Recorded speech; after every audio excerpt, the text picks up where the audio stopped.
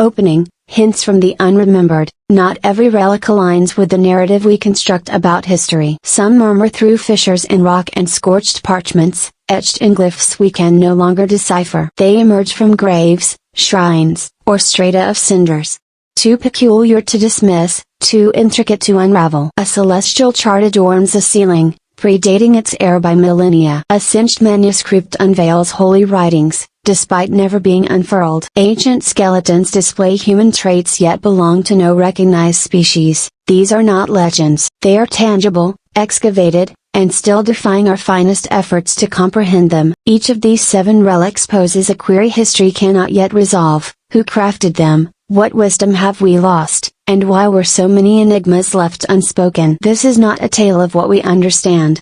It's a tale of what we don't, and the quest starts now. The En-Gedi manuscript, how a charred relic disclosed sacred writings without being unraveled. What if a holy text, sealed by flames for over a millennium, could speak again without ever being opened? In 1970, archaeologists excavating the remnants of an ancient synagogue at En-Gedi, an oasis hamlet near Israel's Dead Sea, uncovered a small, blackened lump amid the rubble. The synagogue, from around the 6th century CE, had endured a catastrophic blaze that darkened its stonework and obliterated its contents. Among the debris was a scroll, so carbonized it resembled a mere chunk of charcoal. Any attempt to physically unroll it would have reduced it to ash instantly. Thus, for decades, it lay mute, its secrets unknown, its voice lost. But in 2015, technology bridged the gap to this enigma. A team, led by Brent Seals at the University of Kentucky, employed a method called virtual unfurling,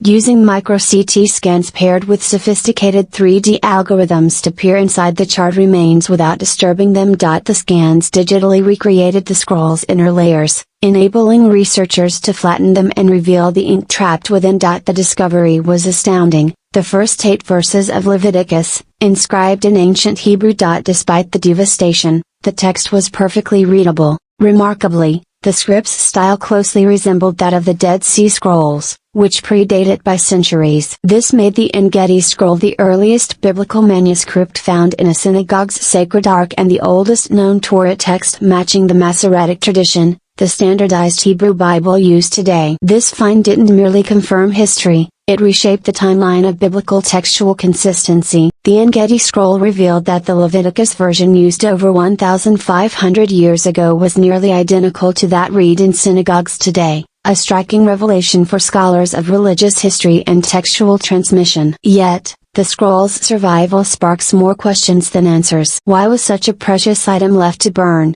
Was it concealed during an invasion, perhaps by Byzantines, Sassanids, or during early Islamic expansion, or caught in an accidental or natural fire? Found in the synagogue's holy ark, its deliberate placement suggests purpose, ritual, protection, or concealment, but what? Equally baffling is the scroll's condition. Unlike most ancient manuscripts, it wasn't copied or passed down, it's the original, preserved by destruction. Its charred exterior, fused into a fragile mass, appeared lifeless, yet its words endured, untouched, as if sealed for future eyes. The En-Gedi scroll is more than a scientific triumph, it's a paradox, ruined yet intact, unreadable yet legible, a sacred voice silenced by fire, revived by light and code.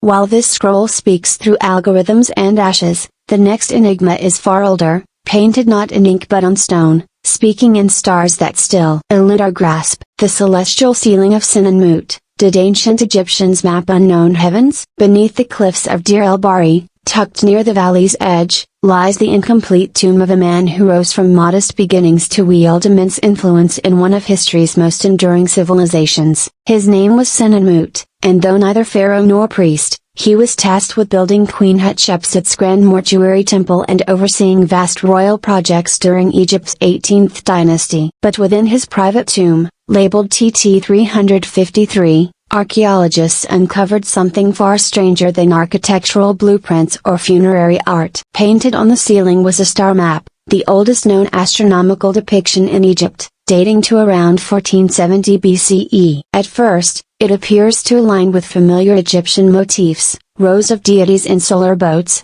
decans marking 10-day star cycles, lunar phases, and constellations spanning the heavens. Yet one section stands out, Unexplained. It shows a rare planetary alignment of Jupiter, Saturn, Mercury, and Venus in a configuration that doesn't match any known sky from Sin and Moot's time. Astronomers using modern star mapping software to reconstruct the 15th century BCE sky have failed to find a match. Some propose the event occurred thousands of years earlier or later, others suggest the alignment is symbolic, not astronomical. If symbolic, what did it signify, and why place it in a tomb?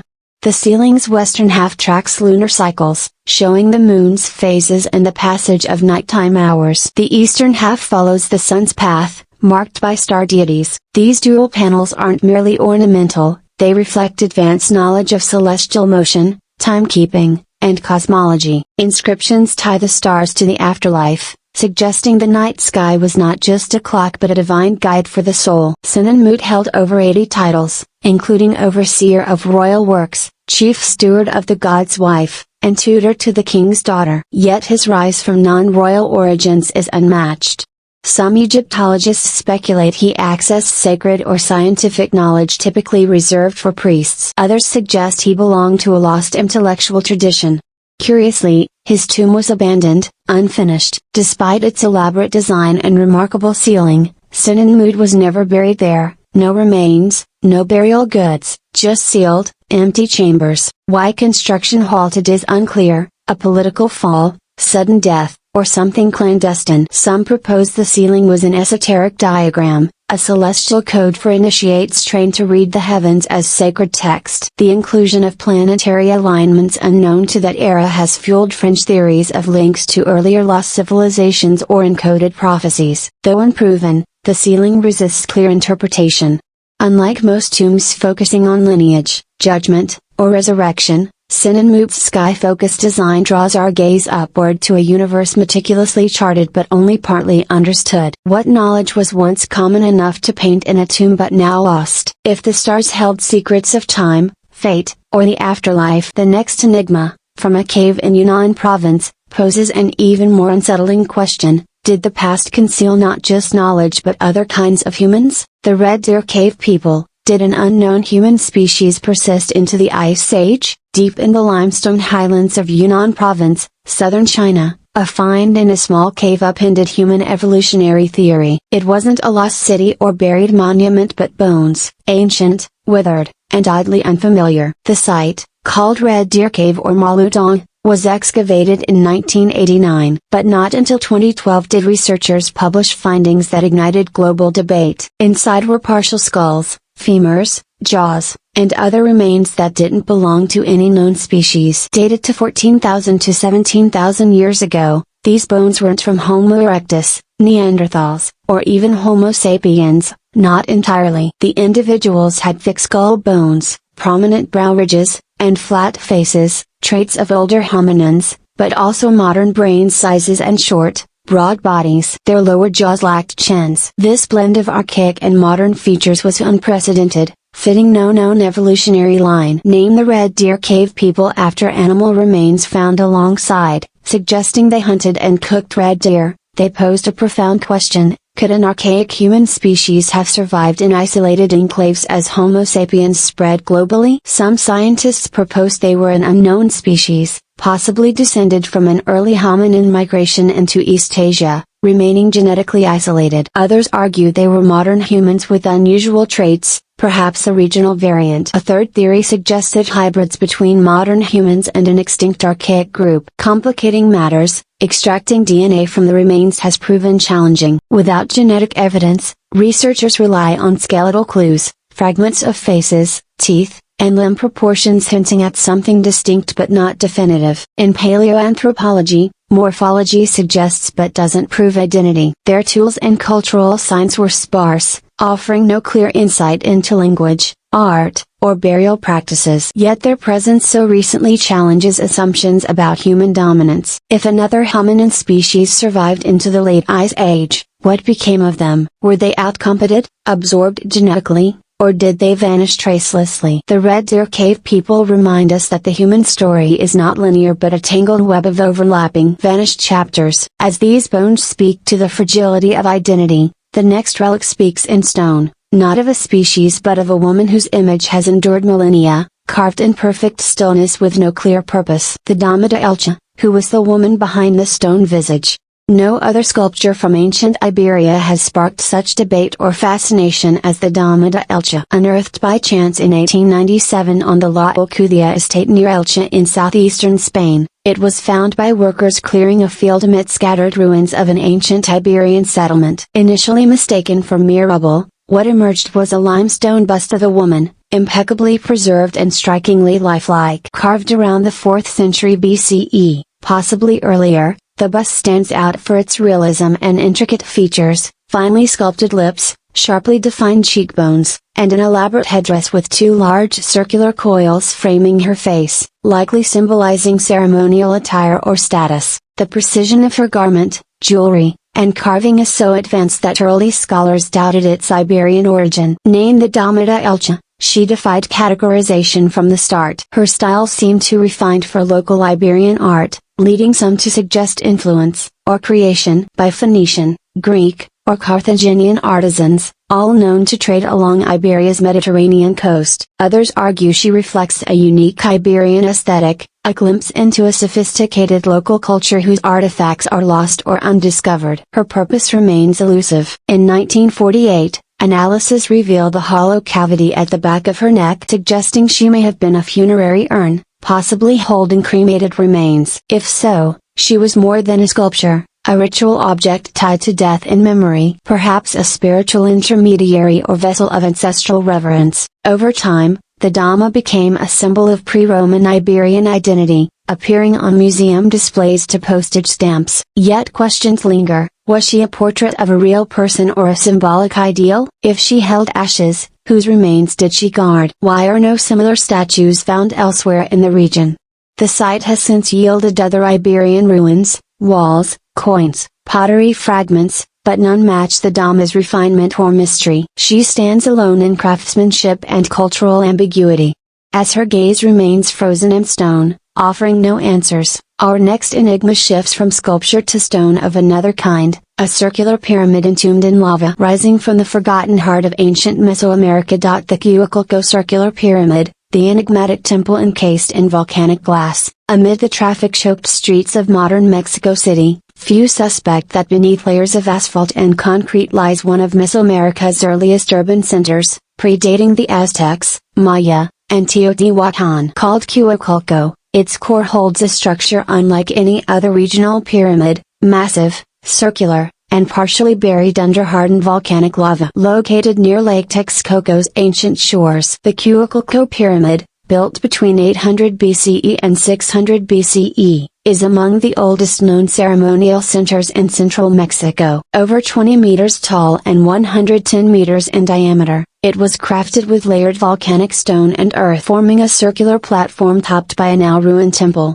Unlike the stepped, rectangular pyramids of later Mesoamerican cultures, Cuauhtémoc's rounded form is unique, suggesting a distinct cultural tradition or lost architectural influence. When the Zidal volcano erupted around 245 to 315 CE, it engulfed much of Cuauhtémoc in meters of molten rock, abandoning the city and erasing its history, culture, and influence beneath solidified basalt. Modern excavations have only begun to reconstruct what this city was and what it represented. Artifacts, tools, ceramics, sculptures, suggest a complex society with intricate rituals and trade networks. The city's layout, with ceremonial spaces, altars, and plazas, indicates organized urban planning, possibly centralized governance. Some speculate Cuauhtémoc was the Valley of Mexico's first major city, influencing later cultures long after its burial. The pyramid's circular shape fuels theories beyond archaeology. Some see it as a solar observatory aligned with celestial events, others view it as a symbol of cyclical time, embodying a worldview distinct from the linear cosmology of the Maya or Aztecs. Fringe theories propose external influences, citing architectural parallels with South American or Old World cultures, though no solid evidence supports this. The pyramid's full extent remains unknown, much of it still under lava fields, with excavations limited by urban sprawl. It remains a partial shadow, preserved by destruction.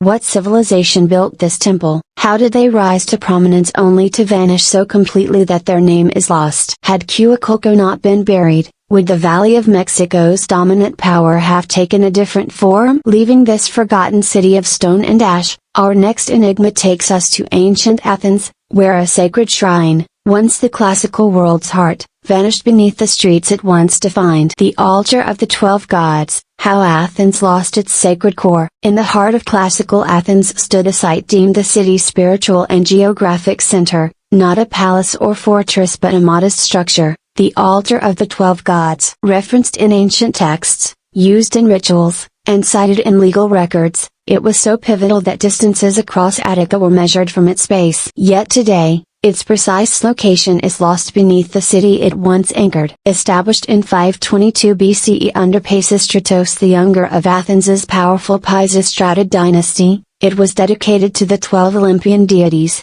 Zeus, Hera, Poseidon, Demeter, Athena, Apollo, Artemis, Ares, Aphrodite, Hephaestus, Hermes, and either Hestia or Dionysus. While temples to individual gods were common, this altar was a unifying sacred space, symbolizing the collective divine order. Located in the Athenian Agora's northwest corner, it served as a place of asylum, a refuge for those seeking divine protection, a starting point for processions, and a reference for measuring distances from Athens, like a spiritual kilometer zero. Despite frequent mentions by Herodotus, Thucydides, and Pausanias, no grand temple was built over it. Instead, it remained an open-air altar, accessible to all, making its loss more perplexing. For centuries, its location was debated. In 1891, excavations by the German Archaeological Institute near the Eleusinian sanctuary to Demeter uncovered a rectangular enclosure with inscriptions dedicating it to the 12 gods.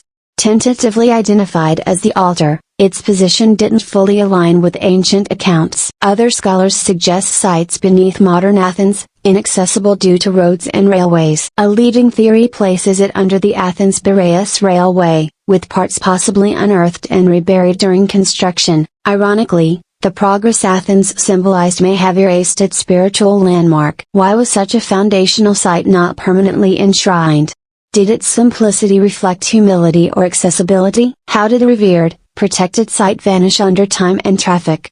The altar of the 12 gods reminds us that not all sacred places are lost to war or conquest, some are paved over, buried by centuries of neglect and stone. Leaving this vanished altar, we reach our final enigma, a tomb rising from the desert, vast and empty, built by unknown hands who left no words. The Healy Grand Tomb. Why did an unnamed culture build this vast monument? Amid the arid expanse of the Al Ain Oasis in the United Arab Emirates stands a circular, immense structure of massive stone blocks, adorned with faint carvings of human and animal figures. The Healy Grand Tomb is one of the Arabian Peninsula's most imposing prehistoric monuments. Yet no records, names, or voices reveal who built it or why. Constructed in the early Bronze Age around 2500 BCE, it belongs to the Healy Archaeological Park, a complex of settlements, towers, and burial structures central to the Amarna culture. This society thrived in southeastern Arabia, trading copper, stone, and goods with Mesopotamia, Iran, and the Indus Valley. While their trade routes and influence are known, their beliefs, social structures, and language remain obscure. The tomb's size and engineering are remarkable, 12 meters in diameter, over 4 meters tall. Built with ashlar masonry, precisely cut stones fitted without mortar. Its chambers housed multiple individuals, suggesting communal or elite burials. Exterior reliefs of ibexes, oryxes, and humans hint at symbolic meaning, but their purpose is unclear. Unlike Egyptian tombs of the era, dense with hieroglyphs and funerary texts, the Healy tomb is silent. No inscriptions, murals, or elaborate grave goods explain its occupants' roles. Skeletal remains offer few clues. Were they leaders, priests, or revered ancestors? The tomb's scale and sophistication suggest a society with strong organization and complex beliefs. Its central placement in the Healy settlement implies ritual significance, perhaps a funerary and ceremonial hub. Without texts or myths, theories remain speculative. Some archaeologists see it as part of a cult of the dead, reflecting shared memory across clans. Others view it as a political marker, asserting control over land, water, or trade routes. A few propose the Healy complex hints at a lost cultural ideology that unified the region before climate shifts, migrations, or new powers overtook it. Restored and protected today, the Healy Grand Tomb remains enigmatic, a work of the people who shaped stone with precision, honored their dead, but left no lasting voice. Conclusion: echoes without resolution. Not every remnant of antiquity fits neatly into our crafted narratives. Some relics defy classification, explanation, or even full visibility. They speak through materials we can touch but meanings we can't grasp. A scroll sealed by fire, a tomb without a name, a star map drawn by hands that shouldn't have known the heavens. What unites them isn't their form or age but their silence. Each holds a question frozen in time, challenging our assumptions about history. Were they warnings, offerings, proclamations, or something we lack the language to interpret? Perhaps the greatest enigma isn't what these relics are but how much we've forgotten to ask. If these tales stirred you, join us on this journey through the unremembered and unexplained. Subscribe to explore more lost wisdom. Like this video if it sparked curiosity, and share it with others who love mysteries. We'd love your thoughts. Leave a comment below. When you are ready, more stories await across our channel, each with its own unanswered question.